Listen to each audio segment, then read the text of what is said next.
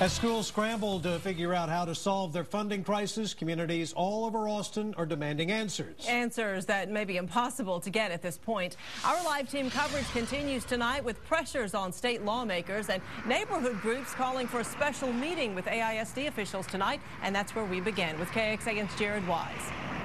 Well, Leslie, the meeting here at Austin Energy's headquarters ended about an hour ago. Now, the Austin Neighborhoods Council asked AISD's chief financial officer and the task force co-chairs to face some very concerned community members and parents, with a lot still up in the air.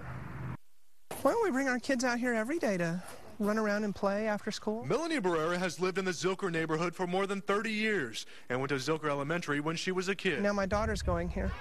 She's in first grade. Every day she brings her daughter to this playground to play with other neighborhood children, and she's frightened to think that one day that may not happen. And the closing of this school could cause many families to possibly move altogether. I think they'd leave if they could, or if they can't.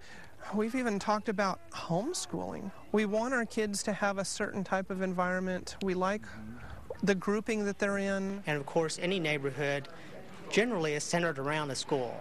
And whether you have children or not, that school creates part of the identity of your neighborhood. That's one reason the Austin Neighborhood Council in their monthly meeting had the school district's chief financial officer and the task force co-chairs on hand to answer some of the many questions raised by the community. We're very close to writing our report. And while this group has no authority to direct the district on a decision, they hope their presence would be enough. Because of the large number of members in ANC, we feel that any recommendation that we come out with could be a significant driving force behind anything that happens at the school board. I love this school. And for this group of close-knit parents and kids, every little bit helps. Their people are getting scared, and they don't want to lose what we have here.